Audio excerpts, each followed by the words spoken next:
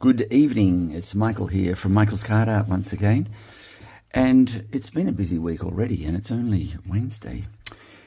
Anyway, today's video is looking at the tips and the techniques employed in the construction of this card. I'm going to say this die set, I honestly do not remember where I got it from.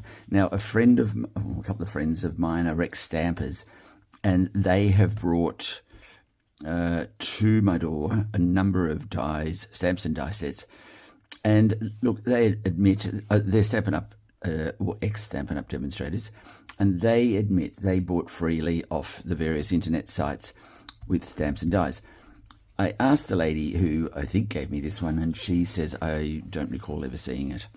So I asked the other one, and she doesn't know. So I'm sorry, I can't help you where this came from. And I have tried to picture Google this with no luck. All it says is it comes up and it says Amazon.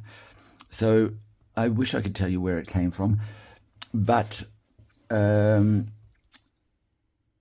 will do some snooping around just to see if I can find what the name of these plants are even. So if anyone has the name of these plants, please, the large blue ones in particular. And I'll get that out to all parties interested. Now, we're going to cover off a number of items in the tips and techniques, and I'll try and keep this as short as possible. But we're going to look at the colouring of the various plants and foliage in here. Now, I had a number of comments where people said, oh, it looks like you've got rough texture here, you've got smooth here, velvet here. So there's a number of elements that I've coloured, and I've coloured them differently, and that's why you've got these different textures showing through. So I'll go through and I'll cover those off for you, and that will include the colouring of the flowers and also the colouring of the leaves and the foliage. Okay. Also, there was a lot of interest generated by the musical notes. How did I get those? Why are they motley in their appearance of gold embossing? There's some parts here that are not embossed, some parts are, etc. So I'll show you what I've done there and why I've done that way. I even had some eagle eyes recognize that I had gold embossed on the edge of the mat and also the top card. Now, as you can see there, all I've got on those, on the mat and the top card, are two pieces of DSP from different sets, but I went with this particular sort of DSP because I just love the fact that it looks like an old ledger. Somebody's written some items in pencil and they've made a DSP out of it. I really love it, and it goes so well with this arrangement. So I'll talk a little bit about how I choose my DSP, and also the big thing is the placement of the florals and the leaves when it comes to making a project.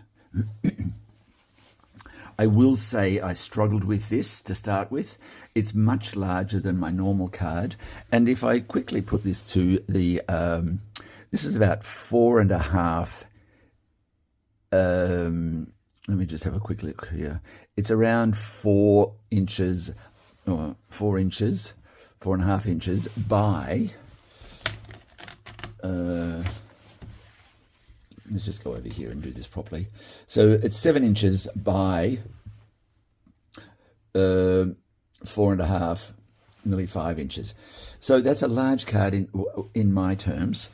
And in centimeters, it's around 18 centimeters by 12 centimeters. So it's a tall and it's a big card in comparison. If I show something else that I can put my hands on, there's quite a difference in size there.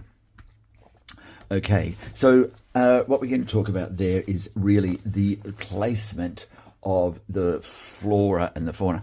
I am not, sorry, the florals and the foliage. I don't have any fauna running around on the card here.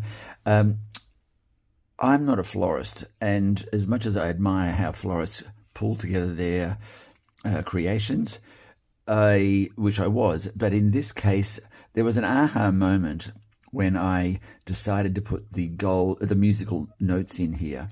Once that went into the construction of the project, the placement of all of the other plants fell into place. So I'm going to show you what was my eureka moment, if you like, in putting this together, because I do struggle when it comes to floral arrangements. And looking at the list, Golden Bossy, the sentiment. I do get asked a lot of questions about my sentiments. Why do I do it like that? And so let's talk about that when I get down to that part, and the types of sentiments that I prefer to use in my projects. And I think that's probably enough for today. So this is the card we're featuring. I love the blue. I love the way this has turned out. And on all accounts, so have you. So let's dig a little bit deeper in the construction of it and see if you can't take away some of those tips and techniques for yourself. All right, I'll get started with the next part so that we've got, I've done some work in that space. I've got all of the elements ready to go. And we'll start by looking at those various elements and colouring those up. Okay, so I'll be back here very shortly. I just need to get some cardstock and some background DSP ready. Thank you. Now, let's start with the DSP, or the Designer Series paper, or for those people who are not in, I'm just going to say, the Stampin' Up world, because as you may be aware, I'm an independent Stampin' Up demonstrator. In our world, we call it Designer Series paper, but that may not be a term that is understood by all people who craft.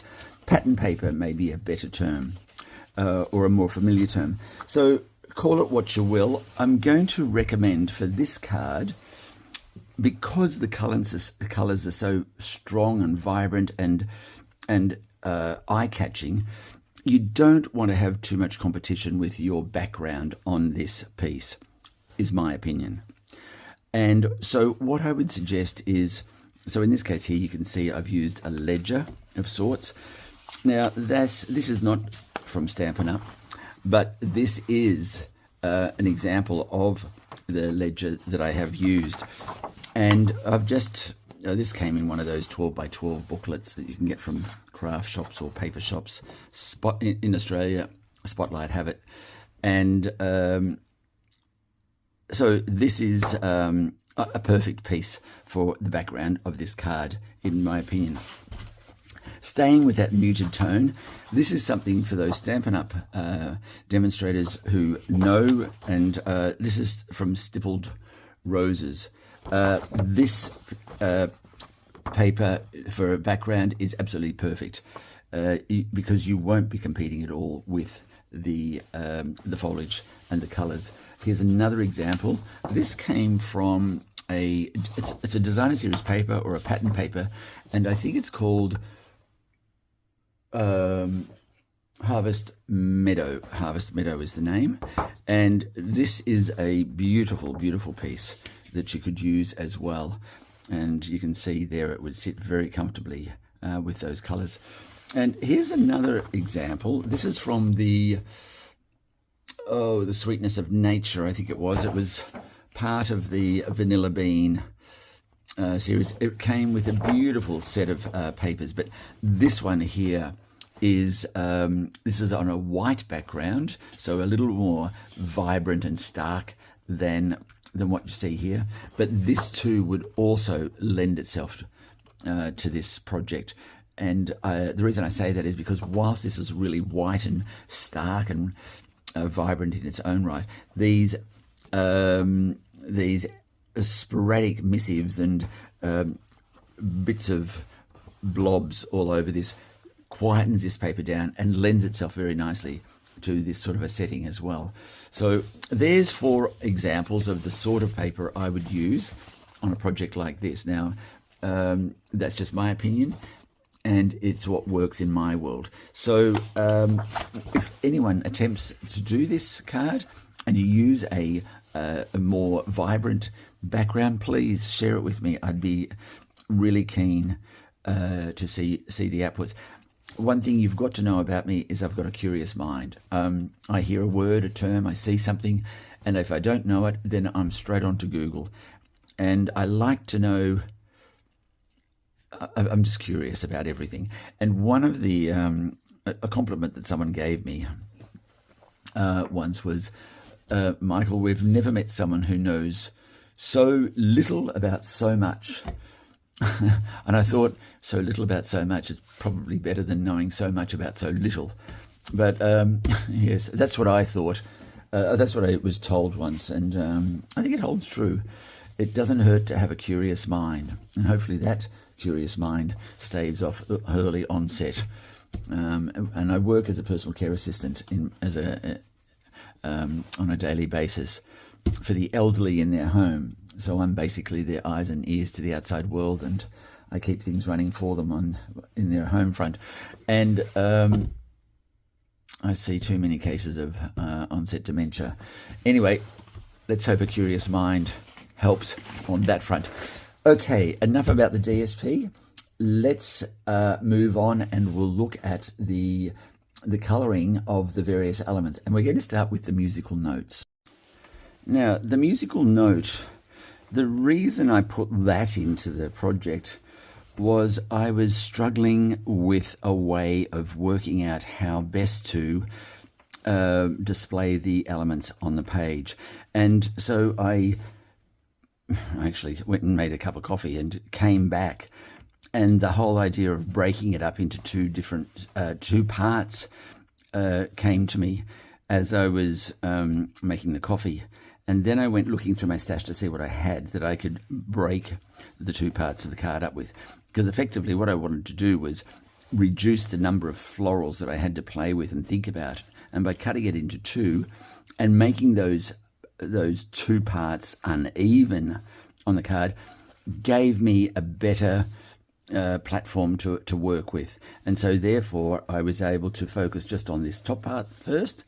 And then the second part of how to fill this one came by just my thinking that this is the bottom part of the card, so therefore you would have elements starting to stream down, hang down, and, well, that's the way my mind works.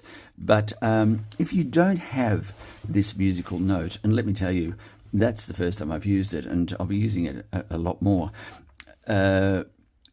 because sometimes you buy these things and you think, oh, what am I going to use that for now? That it's like when you buy something at the shops. Oh, that looks good in the stand. The model looks great. It looks great on the model. And you get it home and you go, what was I thinking? Well, this was one of those moments. I got this from a company. It's a Facebook page called Cutting Dyes Australia. I think it's Chris Watkins runs that Facebook page. Where she gets them from, I don't know. However, they're very cheap. And she's got a ready catalogue of product available. So if you're in Australia, Cutting Dyes Australia is the place where you can get that. So if you don't have that, though, a couple of other ideas that I brought to bear. A fence. You could get a picket fence and put in there. I've got a couple of examples here. They could be done up in a similar manner. And you will notice that what I've done with the musical notes, I put those... I shaped them and then I folded them so that there was an element of it standing up on the card to give me height and texture. So if you want and you like that look, a fence could certainly do that for you. Here's another thought. Also Cutting Dyes Australia. This here is a beautiful die set, and I've used it extensively in many of the cards that I've made. Where I just need either a window box that opens up and out pop these plants, things to kind of break the border or create a border, break the scene, put them into the scene. Yes, they're a fabulous set if you can get your hands onto something like that, and they work very well in that sort of glue them on, attach them, and then pop them, stand them up to break the scene. So there's two. Another example here, something I found as well. It's Cutting Dyes Australia, I think it is. Also, so in this case, what I could have done was, let's say I use this to break the scene, and these could be just reeds that are popping up, and I wouldn't make them that long. I'd probably just use a jagged cut across the top there, color them, emboss them, whatever you want to do with it, and then you've got a nice array of things that you can place onto your card to replicate this break of the scene. Anyway, so there's a couple of thoughts there for you when it comes time to creating your project. So we've got our musical note. Let me put that aside. We know the DSP that we're primarily going to be considering for our card. Let's get on and color the musical notes. Now, what I've done here, let's using this as a reference, I've gold embossed it at the end because it goes very well with my designer series paper or pattern paper. And so what I'm going to do is I'm going to I use browns and greys to undercoat this before I embossed it, and I did it in a very sporadic manner. So let's have a look at the coloring. In this case, what I'm going to do, I'll still follow these same sort of things. So I want a dark brown, I want a light brown, and I'd like also possibly a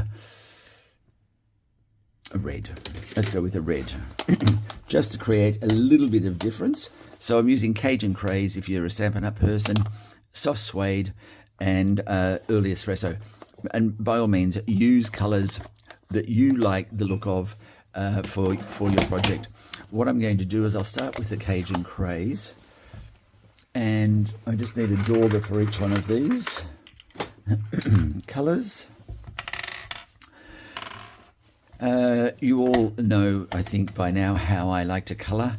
I take my dauber, I touch the edges of the pad. I don't go straight to the middle like we always do for our stamping. I go to the edges because that's where the most ink is. And it's been sitting there for quite some time because we don't tend to use the edges. And then what I do is I'm just sporadically touching down, putting some red like this. That's all it is. It's very, very sporadic. Okay, that aside, let's go in with our soft suede or our lighter brown and see what this looks like. And here is all I'm doing, once again, putting some color on, just like that. I'm not even trying to make the color look fully giving it full coverage to the element. Now the darker brown, that's the early espresso, from the edge with a dauber, and let's just go in and finish off our piece. We've got some dark, we've got some light.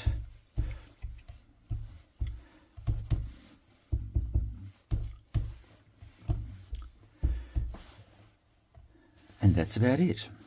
That's as rough as it gets, or as neat as it gets. I really want, this is out in the garden, it's the way I like to colour elements like this. Now, let me just grab this and get this out of the way. Stampin' Up glass mat. Ooh, I have to say, it's the best thing I've ever bought. Sort of. Okay, now what we want to do is we want to gold emboss that. And to do that, we need a couple of things. We need our embossing buddy and some Versamark ink. Versamark, for those people who are new to the crafting world, this is your sticky tape of stamp pads, if you like. This is the one that will help embossing powder stick to your elements before you heat them up and make them set. Like this, and I'll show you this process. You need to have this. I mean, I think you probably can fudge around it, but this is the best thing on the market when it comes to embossing powders. So Versamark, and you need one of these little fellas. It's called an embossing buddy. Just put these. An embossing buddy is nothing more than a little cushion filled with, I don't know what it's filled with. Chalk dust? I don't know. However, the purpose is to remove fingerprints that could attract the embossing powder to stick to it. So apply the embossing buddy first. Then what we're going to do, and I'm going to use the gold embossing powder.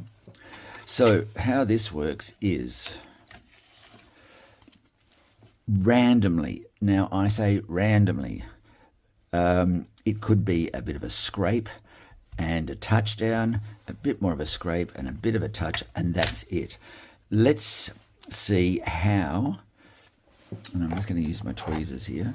Let's see how effective or what sort of a pattern we manage to make with that sort of approach. And the beauty of this is once you've got it on and you've applied the Versamark and you've sprinkled the embossing powder over it, you can see very quickly if what you've covered and what you've achieved is what you think you might like. You can always go back in and make changes to it. You can add some more. You can even delete, it's like computer talk. You can remove the embossing powder simply by getting a fine artist brush and just brushing those pieces away that you don't want. One thing I do want to have is just a little more powder up here on our, what do we call these? Look, as a little kid, that's a treble clef, I think. Yeah, so I need a bit more up on my treble clef. There we go. I think oh no, that might be enough. And, I mean, just look at that. It's just the finest amount just up here on there. It's probably more on my tweezers. And so you can see I've only got embossing powder on very random parts. I'm going to heat set this. Now, notice this is not a hairdryer. This is not a sandwich maker, and nor is it a griddle pan or an iron. This is a hot tool or a hot gun for craft work. And it's only this thing that will set your embossing powder. Those other items I mentioned are not suitable for setting embossing powder. I've had a number of people come to me, Michael, I can't get the embossing powder to stick. Okay, tell me what your process is. Oh, you got the hairdryer out. Okay. Let me just set this.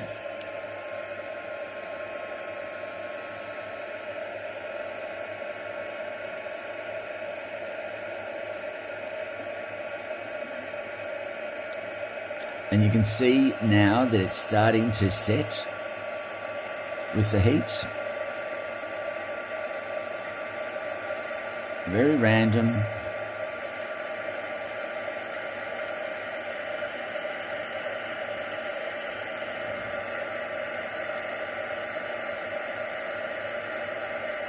And when you've got a piece that has so many holes in it, it will take a little bit longer to heat set. And that's simply because the heat is escaping through those holes. Whereas in a solid block of cardstock, the heat would be able to concentrate, and you'd be able to concentrate it into certain areas. Okay. Let's see what that looks like and see if we need to do any more touching up there. Now, I'm going to say we do, and I'm going to say also I don't know that I want all that red tone that you're seeing there to be prevalent. So what I'm going to do is I'm going to get my, I'm going to get the brown. In fact, what I might use, there might be some, this copper clay. I might use some of this just to darken up the mood of the theme a little bit.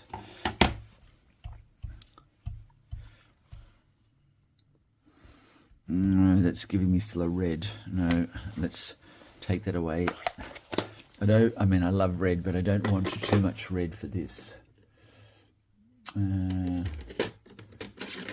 Pecan pie. Let's see what that looks like. I'm wanting to just move the tone down into some earthier tones. Here we go. So this is Pecan Pie. It's another one of the browns.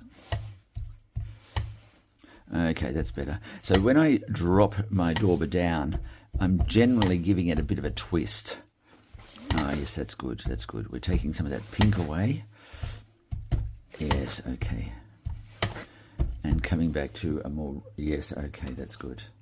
Okay, so let's just get that out of the shot. And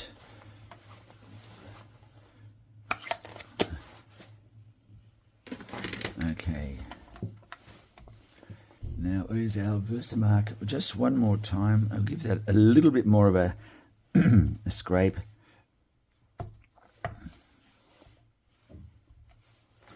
All right, I think that might do it. All right, now let's go back in and give it some more powder.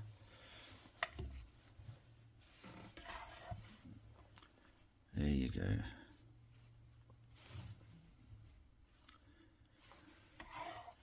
And just along here, I think there was a couple more touch-ups. Yes. Oh, this is good.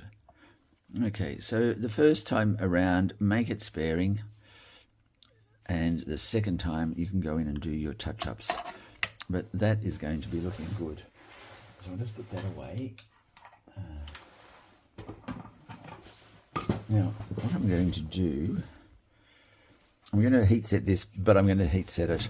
I don't know how to pause the sound, so I'll come back to you. Okay, before we move on to colouring the leaves, I just want to show you now what the our musical note looks like. So we've got less red, more brown tones, and you can see it's still very roughly coloured and roughly embossed, but that's exactly what I want. That sort of crude exposure on the piece. And if I quickly use a reference back to our DSP, you can see, regardless of whichever one we're going to be using, it fits very nicely with that. Those four examples that we're considering as our background. Okay, so that's a musical note. Let's move on to the leaves. And the leaves are something that we need to just explore a little bit more detail before we pick up the colouring instruments. So these leaves that I'm referring to are the ones around the blue flowers, and also these blue flowers, the smaller leaf. These leaves these ones come from the set called Apple Harvest from Stampin' Up. I do have it here. Here, they've got a great collection of leaves and dyes and all that sort of stuff there. So for no other reason, if you just want a good set of leaves, Apple Harvest. Now I believe it is a retired set, so I apologize for that. And these ones, these leaves came with this set with these flowers and foliage, whatever set this is called. But you can see some great leaf dyes out there if you don't have these particular ones. So don't be fazed by that. Everything that I'm showing you here, you're going to have a comparable different set in your stash, I'm sure. Now, colouring with, okay, so these flowers here were done, these leaves here were done with blends, alcohol markers, and that's what these look like. And I'm going to use a combination of greens and yellows in the colouring of these leaves. These bits of foliage, I'm calling them foliage, you see they have a rougher look to them. Those were done with a dauber. That's this little fella. Those were done with the dauber, and hence why you get that rough sort of textured look about it. And that's perfect because in nature, you've got various textures at everything you look at. And that's my thinking there. So let's show you what I do with these alcohol markers. And I tell you what, if you don't know how to colour, get yourself along to a Facebook site called Blends and Beyond. Truly, you will look at your alcohol markers in a totally different light. It's not an arduous process. But over there, Elisa and the team will take the time and show you how to colour the smallest of elements, the largest of elements, and how to apply your colour so that it blends and you don't have that rigid line of one colour and another. See here, you can see how the yellow comes in, and there's no real delineation between where I started with the yellow and where I started with the green. Blends and Beyond Facebook site, go and have a look at it and see if it can't help you with your colouring. It certainly helped me. Now I want, there's two lots of greens, I want a bit of a pale yellow, and I'm going to go with this one. Okay, so I've got Mossy Meadow Dark, Old Olive Dark, Mossy Meadow, Old Olive, and I've got, I think I'm going to go with the light Wild Wheat. So these are the three colours that I'm going to use in colouring these leaves. All right, they're a slightly different story. So let's start. Now, what I tend to do is this. I'll start down the base here, and the base being the leaf, the stem. And all I'm doing is I'm just going like this. I'm not colouring on the veins so much. I'm just going in and up through the centre. And that's about enough. So that was the dark mossy green, Mossy Meadow. And here is the dark Old Olive. Now I'm colouring over everything that I've coloured so far. And I'm also now using the Old Olive to colour up into new territory that hasn't been coloured so far. There we go. Just up there as far as that. Okay? All right. Now I'm going to finish that leaf off, and I'm going to add yellow to it. And I'm really just where I've left off with the Old Olive and moving up into the top. Let that sit. That's as much as the ink as it needs. All right, and you watch what happens as it slowly starts to dry. Now, once again, the dark Mossy Meadow, and we'll try a slightly different approach. Let's tackle the central part and also the veins, if you like. Now, I used to always favour the brush, but I've started to also appreciate the value of the thin end. I'll show you what that looks like. Let's get these done. Okay, so the dark part is in the center. Bring out the dark Old Olive, and we're just going to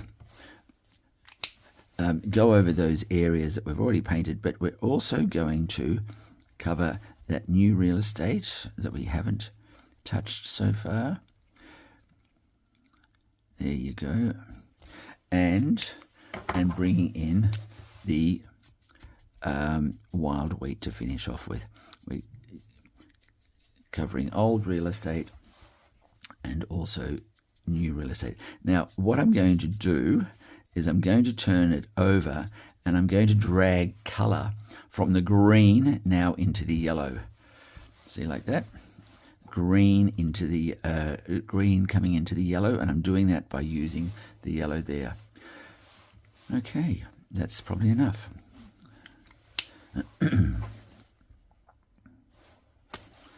And just a little stem there and stem there. Now, can you start to see, it's very difficult as it dries to start to see the delineation between the colours. Oh, what am I doing there?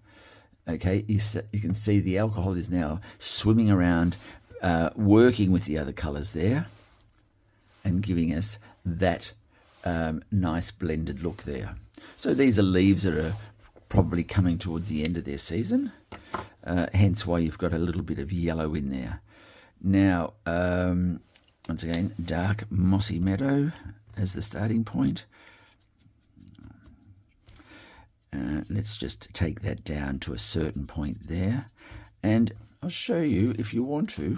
Let's do the green and the real estate that we've already coloured. Go over that again with the dark olive.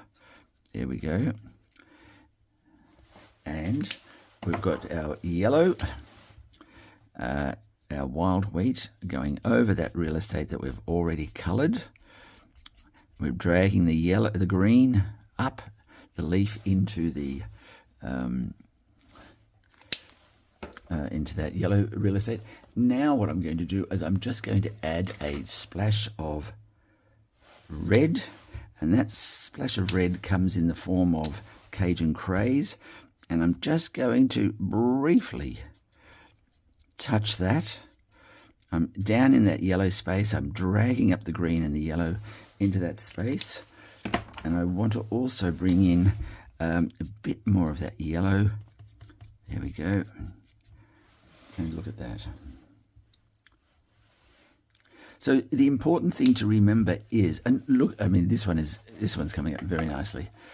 The important thing with blends is to remember there's no start and finish when it comes to adding a new color to the element. That start and finish, you must take the new color up over the color you've already colored in, and just keep it dragging it through. Practice. Just get your leaves, stamp out a stack of them, and just go for it. You'll be surprised just how quickly you pick up this whole blending caper. But like I said, I didn't know how to use this stuff. I bought the whole kit and caboodle of blenders, and I've also got 360 of these Ohuhu things, and I've 390 wax pencils, and so it goes on. I better plug you in and give it some power because my phone's about to go flat. There we go. So yes, look at those. They look fantastic. I really like those. Okay, so there are our leaves, and that's going to be the vein of the colour that I use beside the blue flowers. There we go, those ones there. Really these ones. Okay, now let's colour these ones. And if we look at these are a much stronger colour.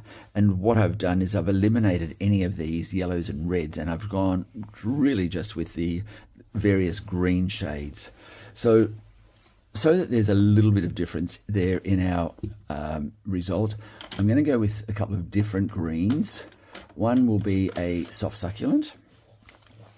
I will go with the old olives, old olive dark, and old olive dark, and I think I probably need a evening evergreen.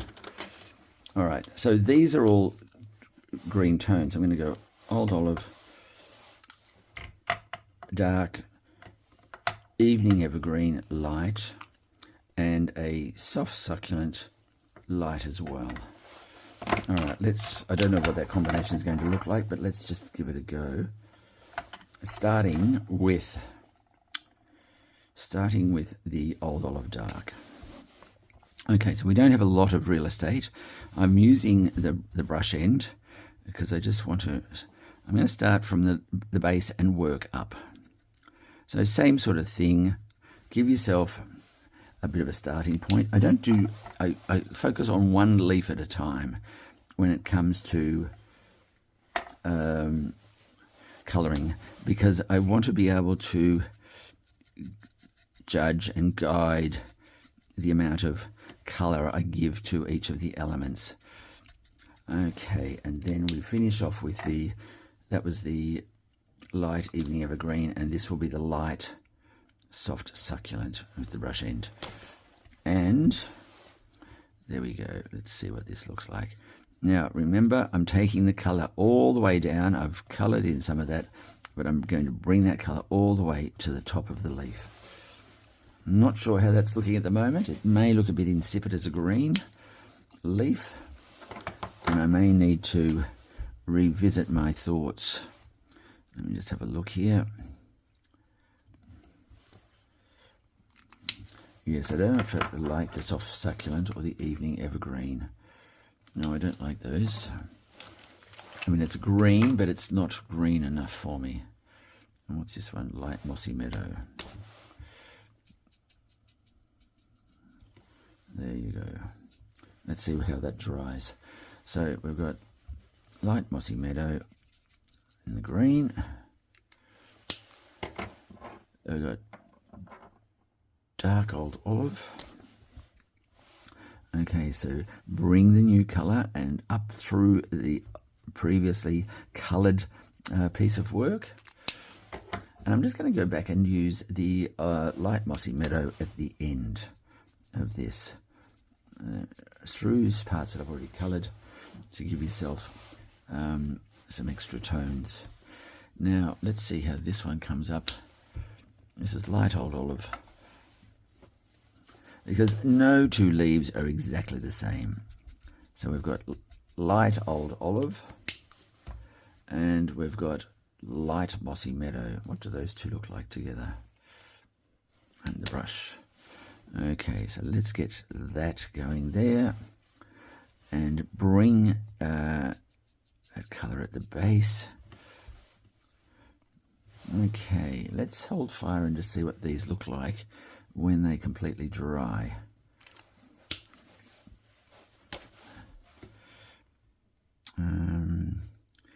I want this light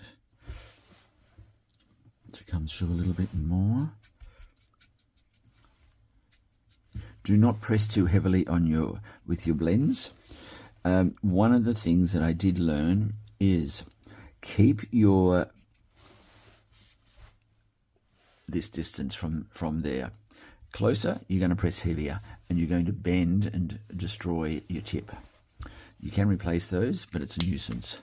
Let's just have a couple more leaves and see what we can come up with.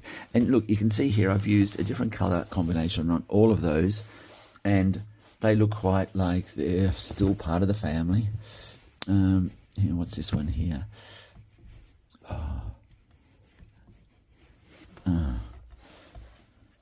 Oh, this is a leaf from another set. I'm going to, I'll keep going the blend. This one here, this leaf here, can you see the difference? This leaf has been daubed to get the colour. This one, can you see there's a slightly different texture in it? Okay. So let's try this again. I'm going to use, where's that other green that I had?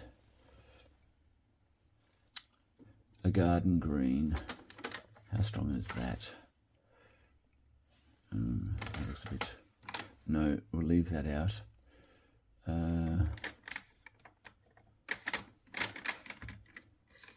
Sorry, no, they won't be suitable. No, let's stay with what we've got. A couple more leaves. We've got the dark mossy meadow.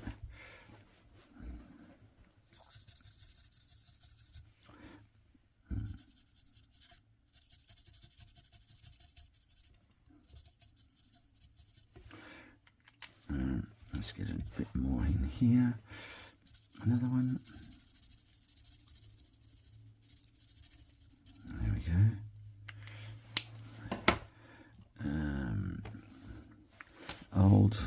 Dark old olive, and there it's coming in there. I did say that I only do one element at a time, but in the essence of time, I'm trying to be expedient. I'm just going to put some here, and I'm going to blend that up so you don't have that clear delineation there. There we go. And this one is the last one. It was the lighter old olive, I think. Actually, I'm going to use this one. Just bring some yellow back into that and drag the green up into the yellow territory there. There you go. And I'll do the same again with these two. So we'll finish off with, there we go. It looks very yellow at the moment, but watch this space. And here we go with the green and the wild wheat. And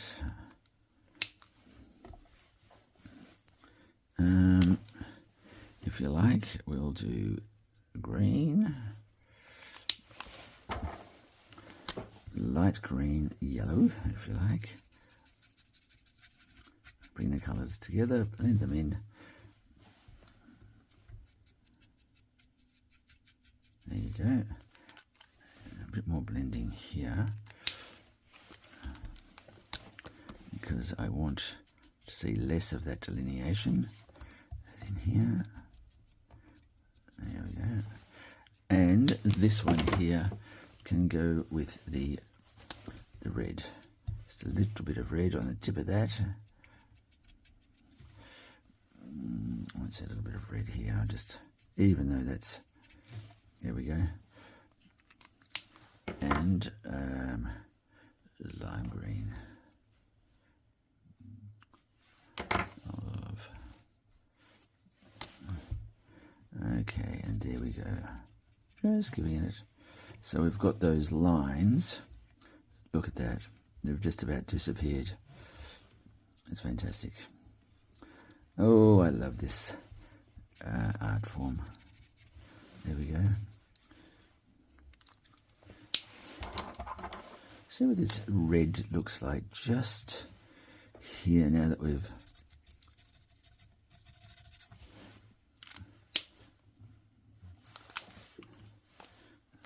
And I'll use the yellow just to wet that down and get those colours moving.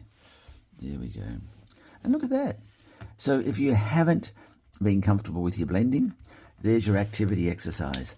Cut out some leaves and just get 3 colours and start to go with the darkest, the medium and the lightest in that order up the leaf.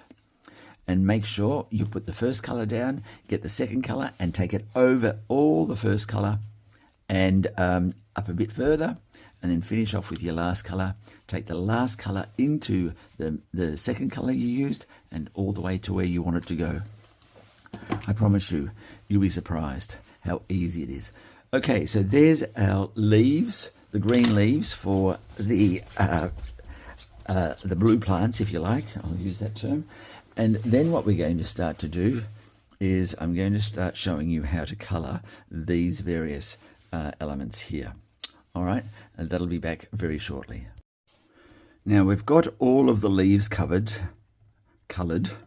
and what you'll notice here is the colour and the blend, how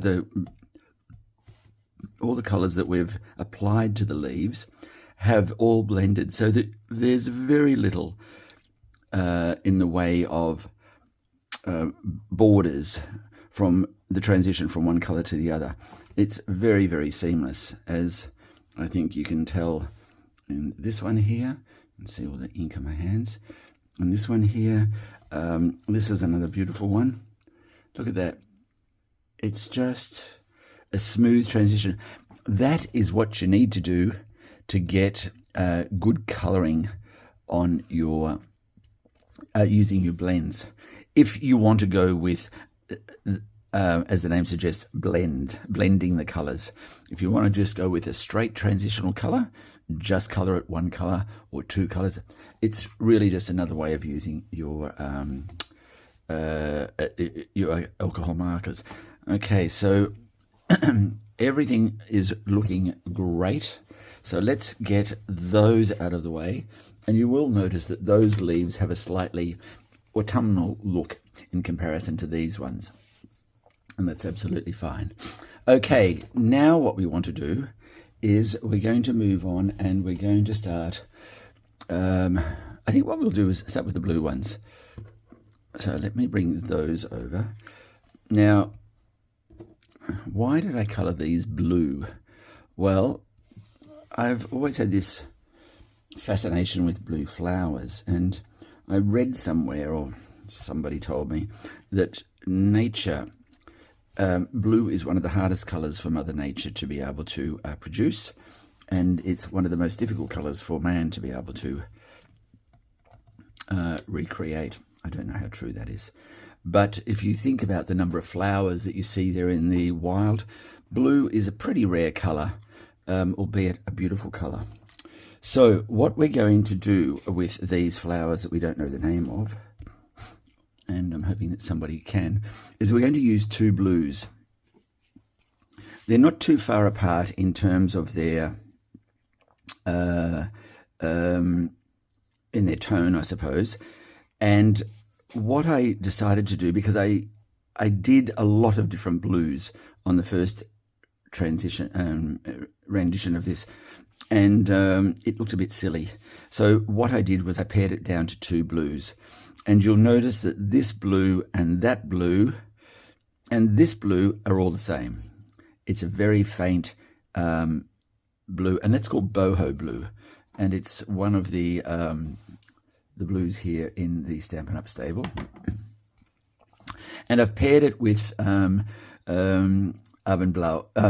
Misty Moonlight, which is also from that Stampin' Up stable. It's the darker one of the two. And these ones, these little fellas, are all how they look a little different from these ones is because of the way that I've coloured them. So let's have a look at colouring the large ones first and get those ones well underway. So what I did with those two, with those and these two blues, is I started off first with the, let me just have a look and refresh my memory at what I did here. Okay, so I started off with the Misty Moonlight, and I did that on these pieces up the top here. So with the Misty Moonlight, we've got our dauber freshened up. I'm just going to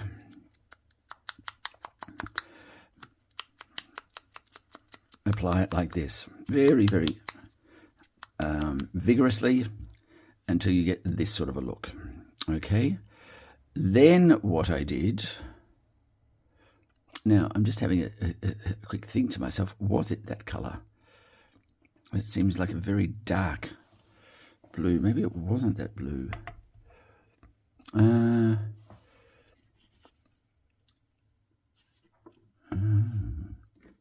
Was it Azure Afternoon?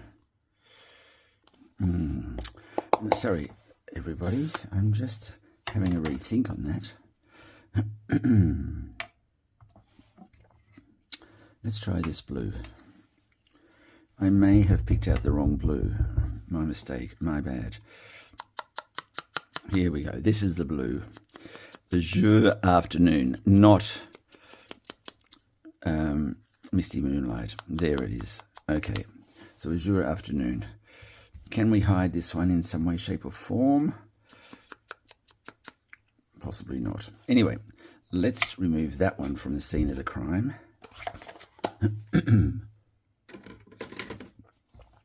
Now, I've only gone with that much blue to start with. And now we bring in the boho. And with the boho, what I've done here is this. I've just gone as far down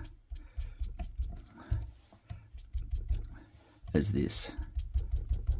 So all I've done is coloured that part of the flower and left that open. And then as I come back, I'm going to put just the finest amount of the brighter blue in the bottom there. I'll then put some in this part, leaving the center of this die cut exposed with the white, and then I'll finish it off with a tapping of blue from the boho blue.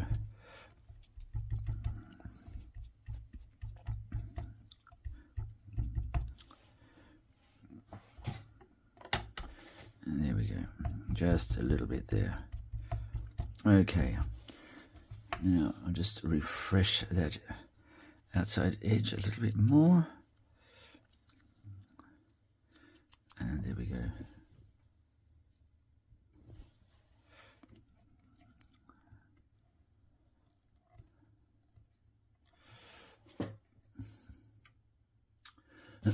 I'm going to try something else here.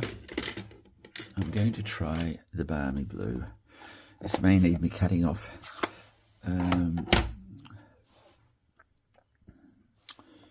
I've got one left, so Let's try this.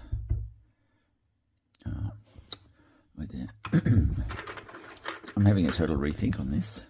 Maybe the boho blue is this one here. Yes, I think that is the case. Okay. Yes, hold the horses. I had the wrong blue. All right. Let's bring this around here. Okay. So it's boho blue and balmy blue.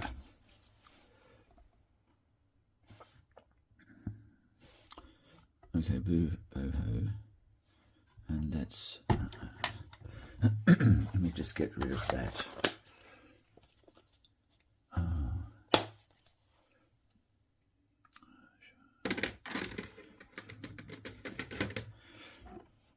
Okay.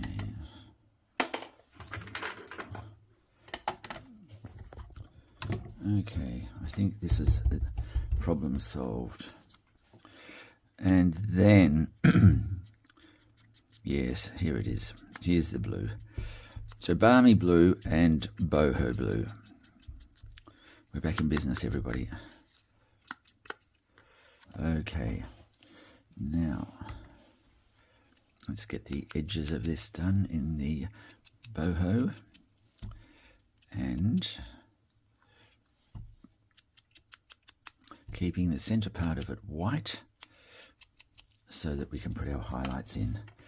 And here we go.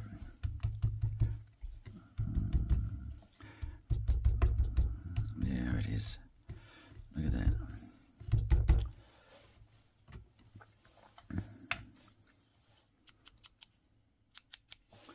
All right. And then it comes together like this. There you go. All right, so let me get rid of those two because they're not, and I've got to get some more die cuts. All right, I don't know what I'm doing tonight. I think that I've pressed the video and here I am waffling on to myself because I haven't pressed the start button, and that is putting me off my game. Okay, there's that. Now, I'm just going to go and get one more, and I'm going to use the blender pen and see what that looks like. Now, what I'm going to do, we're going to do the blender pens, but I'm going to do light boho blue and light balmy blue. And I'll use the brush for this little project. So we're going to try and replicate this color combination using blender pens as opposed to a dauber. So I'm just applying the boho blue on the outer edges of this, just like I've done with the dauber. There we go. All right. Okay. Now, if we wanted more intensity, just go over that again, give it a slightly darker tone. Because every layer you put on here, this is what's called layering, every layer you put on here will give it a richer tone. All right, now we've got the balmy blue, and that, like here, is going in the center of this one. So let's work with the boho and bring some boho into the center as well. So we reach out, start our stroke from the boho blue and bring it into the balmy blue area, because what we're trying to do is get rid of that delineation of where the two colors meet. Okay, let's let that sit for a bit. I'm going to do the same thing with this again. So light boho blue, brush, and holding it back, and you're just touching the edges. That's the way, just like that. Only going down so far, and just around the edges here, even though you don't see this, just in case something should come out. Now we're going to put another layer down, just to layer that, another layer to give it a slightly richer look. That's it. Okay, there we go. All right. Now let's put in this coat. Now dragging the boho into the center. Now remember to leave some white as well. So just coming down as far as the vein line, if you like. Going back over that again, bringing some more boho down. There we go. And you can see here the colors, there's slight delineation, but this is light balmy, yes. Let's bring down some more boho just to make that blending process a little less seamless. There we go. Right. This is the balmy blue. Now we're coming and dragging the boho, that was the first darker colour, down to where our balmy blue is residing. All right.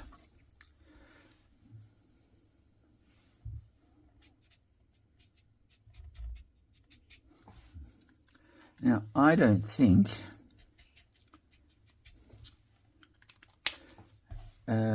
you could complain too much about that in terms of how it looks.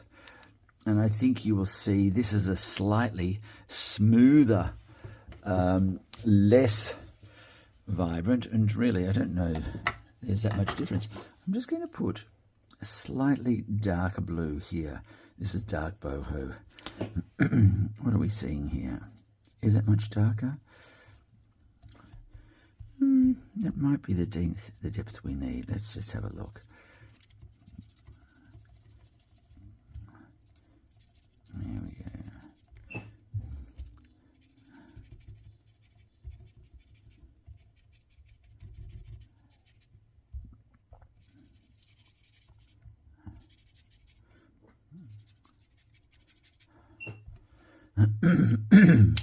It's certainly darker.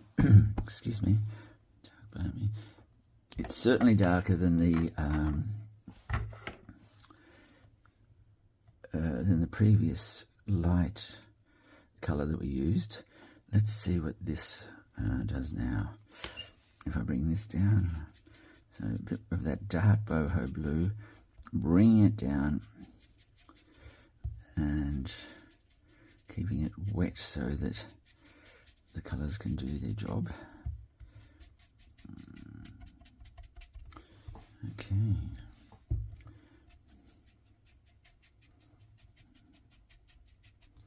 Ideally, that does everything we're expecting it to do. There we go. And a little friend that goes along the bottom, and so forth. Now, yes, it is richer because I've used a darker colour, and that will probably explain that. But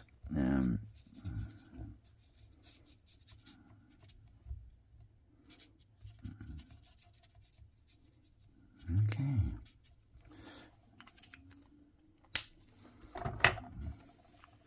Now, one can easily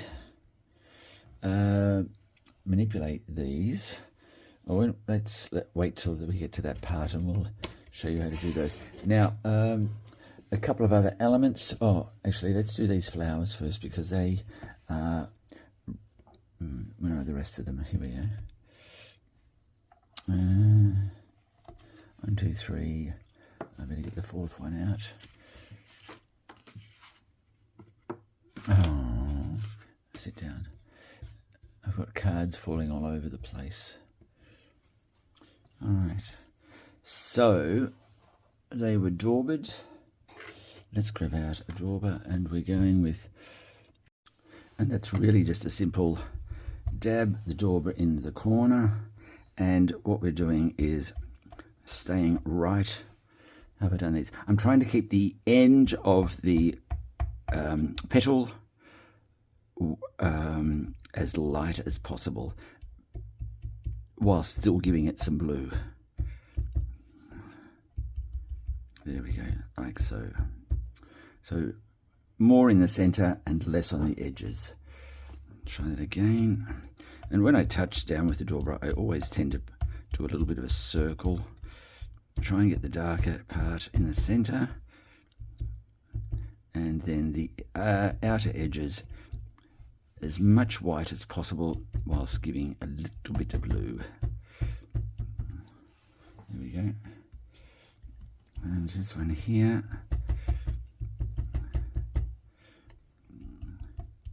There we go. Just a little bit there. There we go. Okay, and the last one.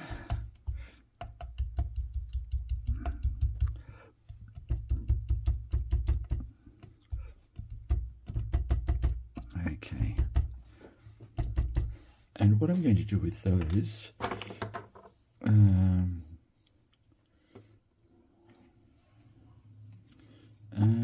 going to just highlight these veins. I want to see what they look like though. And this is what? Dark balmy blue.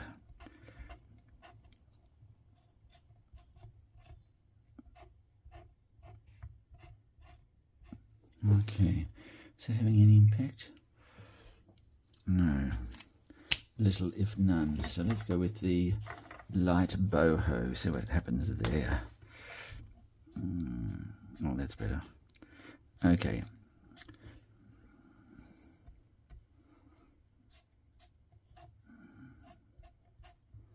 All right, so we've got this all done.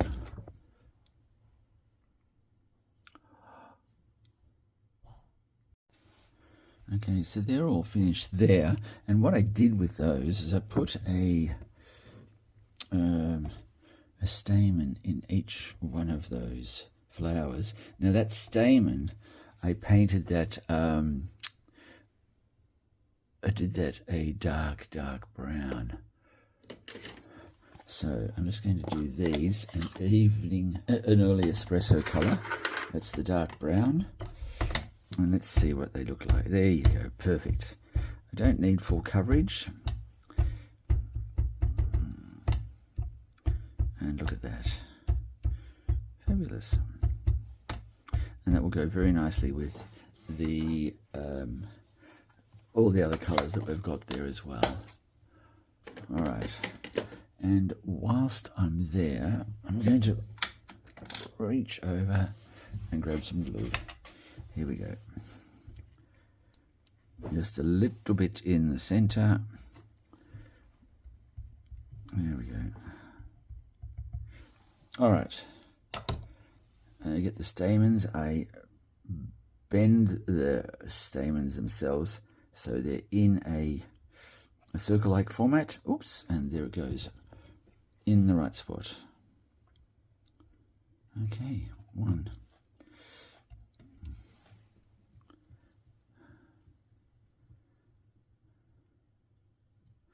And two.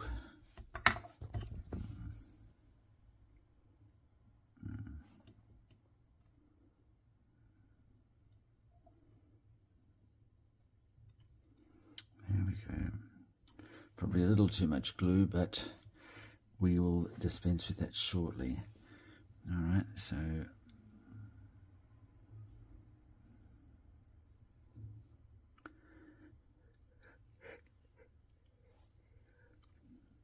okay, and that goes down here. It's a small one, so let's put it there. All right, and the last one is this one.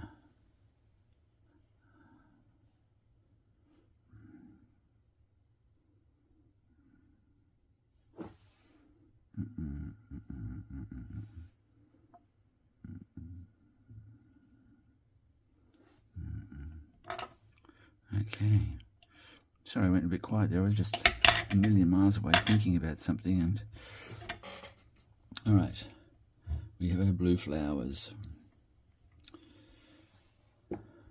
Now what else have we got to colour? We've got the leaves done, we've done the musical instrument, the blue plants have been done. Right, and just a few other pieces. Remove that.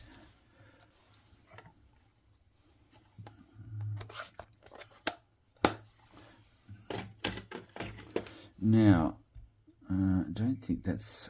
Oh, is it?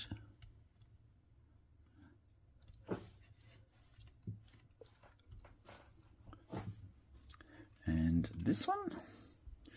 And this one. And this one.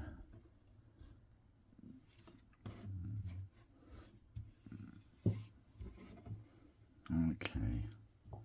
And there's that one there. All right, so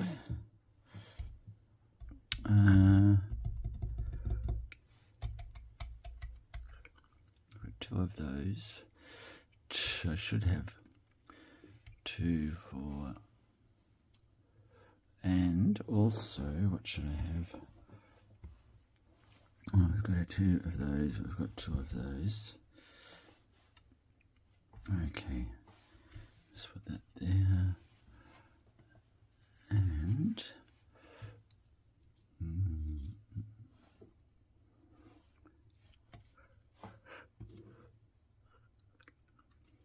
okay.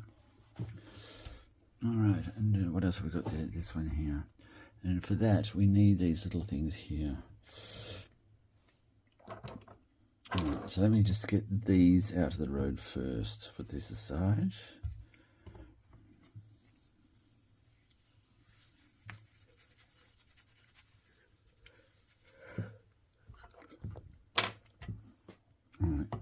So if we bring back the card, I've got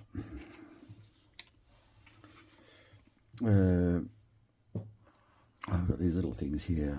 I'll do those in a moment. So these things, I've got to do those. I've got this red one. I've got 2 of those here. They'll be done. And I've also got, this is in copper clay, I think. And so too is that one. I think this is a pecan pie. And this here is, I suppose, a bit of filler with no real significance. Other than to say, and is that one there? Okay. All right. Those.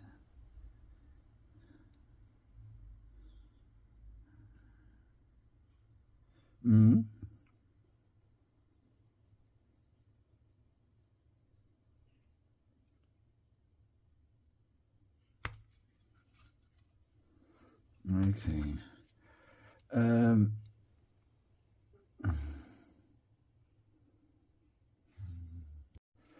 Now we're on the home stretch. That's not red, that is copper clay. All right, so these little things, we've done those as copper clay. So let's get that underway. Simple process.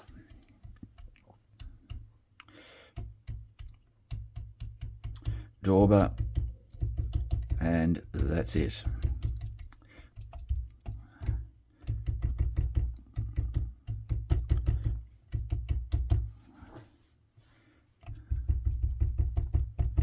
There we go. One, and here's the other one. So for my viewer who said, how did you get it so rough? Here is the answer to that roughness. And I'm sure you were expecting something more scientific and with a bit more drama. Okay, that's those finished. And I've got these. Which ones are they? This is like the dark brown here. So that's, I think, this color, pecan pie.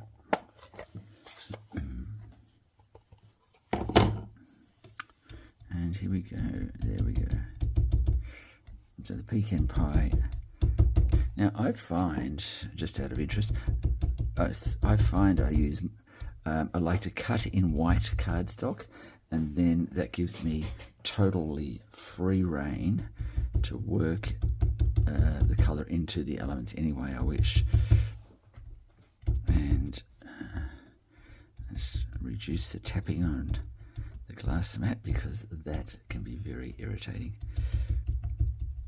All right, there's another one, another rough one, and I've got our little tree frond here.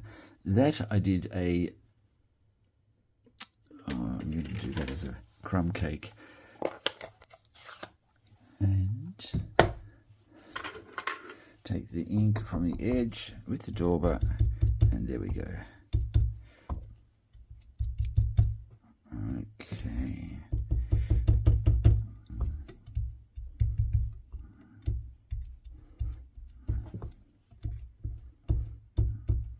Okay, that's it.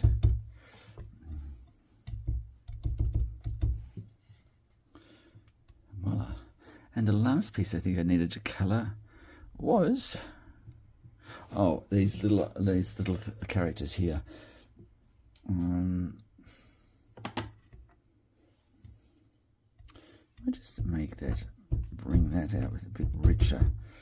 I might use up some of this red tone that I've got here.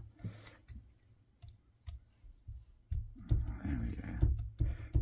And that should see that fit in nicely with the rest of the elements.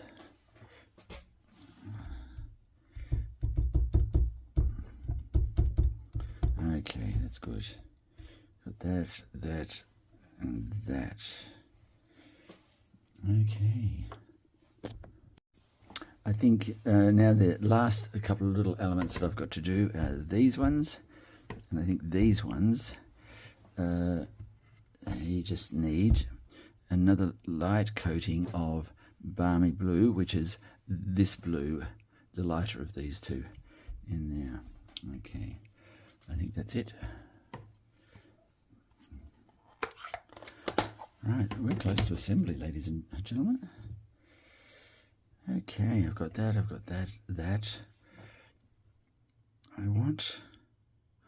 have I got in my stash down here?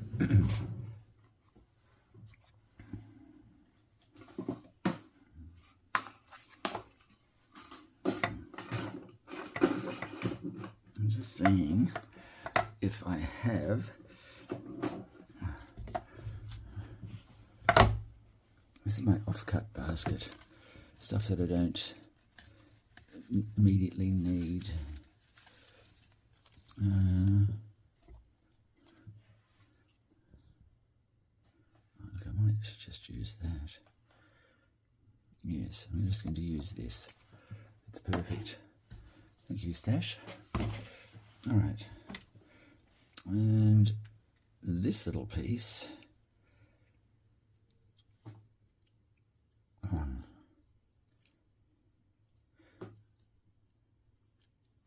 Okay, so I'm just going to use those elements, and I want that definitely in a darker colour. So let's get that underway. There we go.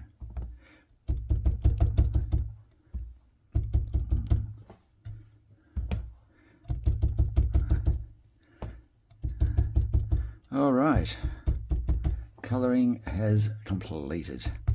So there's enough information there, I'm sure, to help get you across the line with that. Now, all right. Now I'm just going to clean up this desk, and I'm going to put the items all into their place. And because this video has gone for so long, I don't even know how many minutes it's gone for, what I'm going to suggest is I will propose a layout on the card, but I won't actually assemble the card, if that makes any sense. Okay, let me show you what I mean.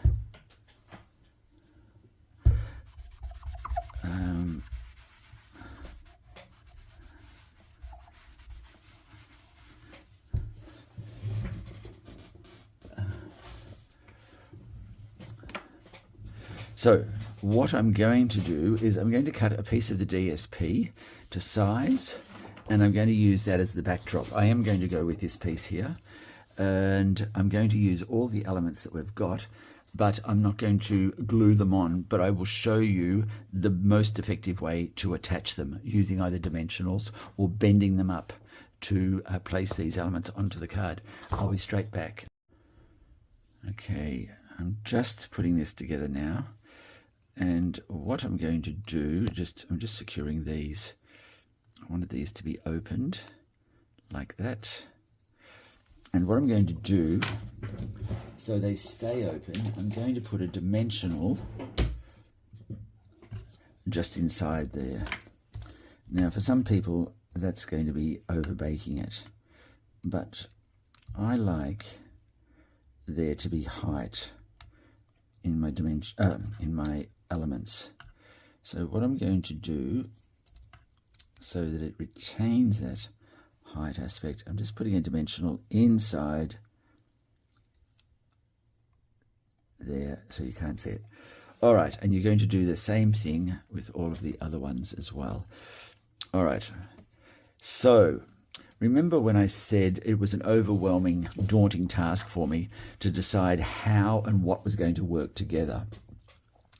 And what saved the day for me was when I had the musical piece in the mix. And what I did with that musical piece was I secured it like this so that it was still standing up.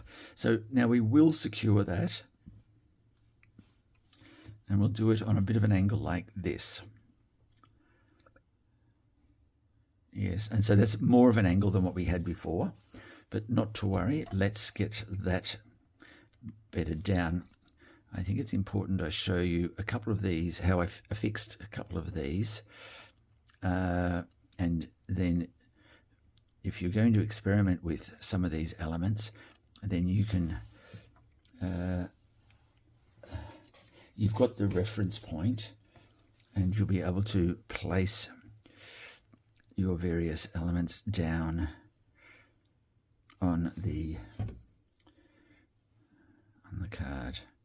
Okay, so we're going to go with that sort of arrangement. So you can see how that's standing up.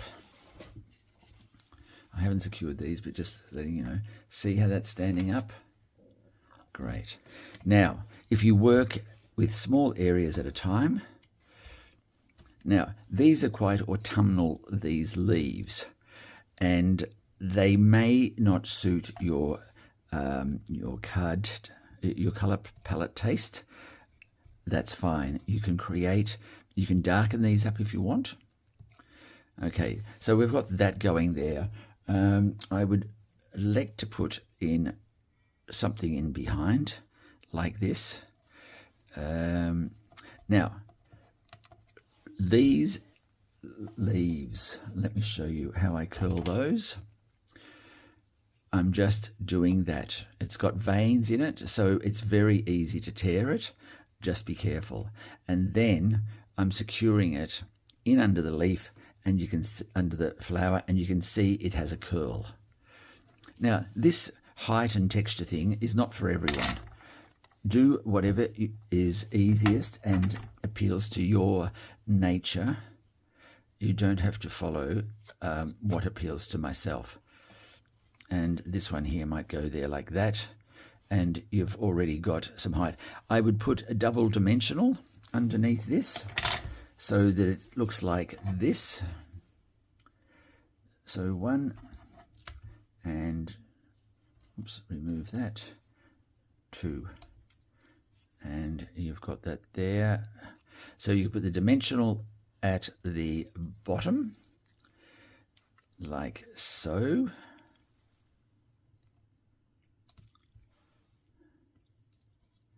And once you put your leaves on, oh, I need another dimensional there, by the way, or I might need a little bit of glue there just to hold that into the base.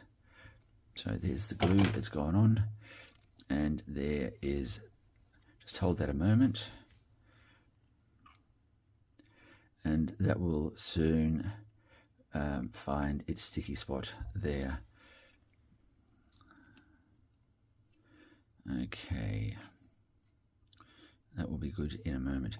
Now, Q-tips or cotton buds are a crafter's best friend when it comes to getting rid of some of these glue spots that you see appearing. All right, and then use dimensionals or glue for your card there. Now, we've got this. I never glue anything down flat. So, too much glue there. But I don't glue anything down flat. And what you'll find is when it comes to gluing, I will leave that sitting up like that.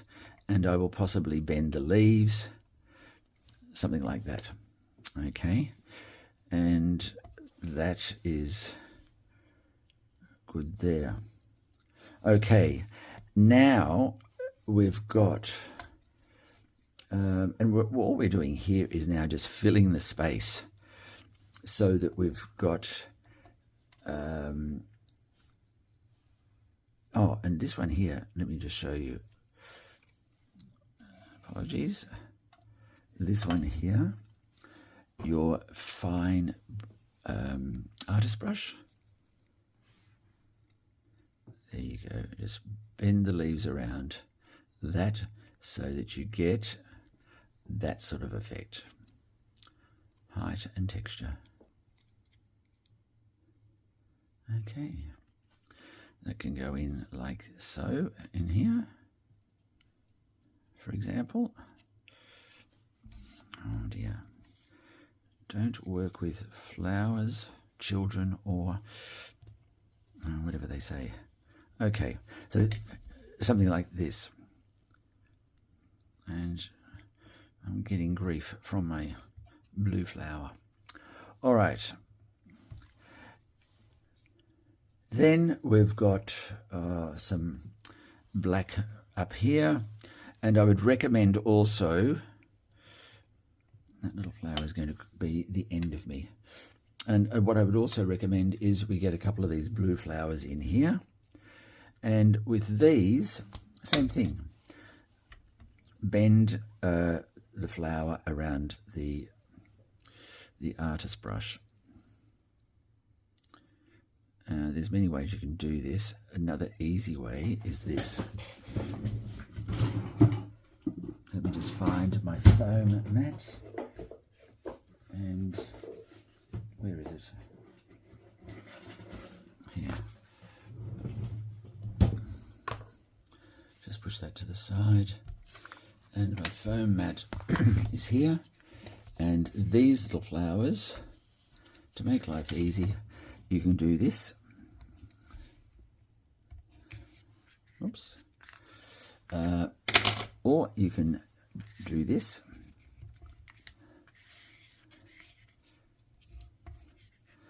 And what you want is just to get some, there we go, and their corresponding leaves, you would either bend them in half like this, and that's probably the approach that I would take there, and then you're going to put them either side of your of your smaller flowers there. Okay, and then you need another blue flower, I think, at the top to give you, and there you go with another set of leaves, like so, on either side of that. And that's probably getting to the point where there's enough up there. Like so, you've got your leaves in. See, when you're trying to do the shortcuts, it doesn't always work out so well. Now, these tweezers are invaluable. Okay, so here we go, just bending these up a bit.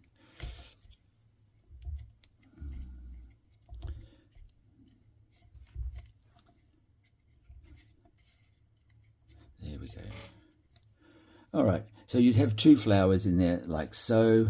You've got their corresponding leaves, and then, so that's more or less the top part taken care of. And if I have to have a look at that flower one more time, not sticking to the bench, I really am going to be a little less than impressed. Okay, anyway, there we go. And you've got, when you come down to the bottom section, I would start with these hanging pieces first.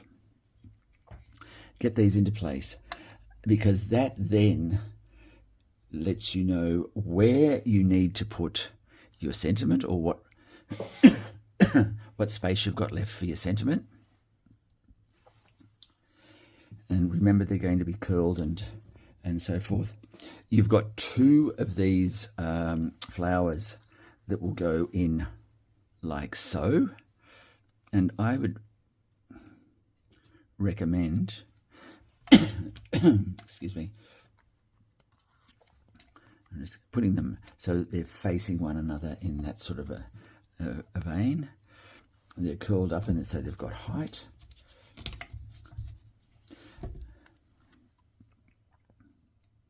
And so forth and so forth. And then you've got your smaller little plants. Excuse me. And they're sitting somewhere around here like this, or one there. Leaves either side, and so forth. And with the big blue ones, you've got the large leaves that are now also there as well. And there's another leaf somewhere that will sit in there. That's what I would propose for you. And by the time you bring in your sentiment and your extra leaves, you're going to have the space pretty full. And that's where you would leave room, and make sure you've got room for your sentiment there. It's not the finished product. However, that's where it leaves room for yourself to realize there is plenty of scope for adventure and creativity. I'm just sharing with you how I manage that hurdle of how do I position everything on the card. The music was an excellent break for me to focus on the top and then focus down on the bottom. And I don't think there's very much more that I can share with you on the tips and techniques on that. What I am going to do is I'm going to create, that's my mat, it's a bit of crumb cake, and then I've got the soft suede, and that will be my card base. In this case, I use the dark brown. I might still go with dark brown. Anyway, and then the sentiment was gold embossed there on that one. I hope you enjoyed that. I hope you got something from that. And most of all, I hope to see you next time on Michael's Card Art. If you've got any questions whatsoever about this technique or any other technique that I may have used in any of my cards, please reach out. I'd be only too happy to help. And we look forward to seeing you next time on Michael's Card Art. Take care.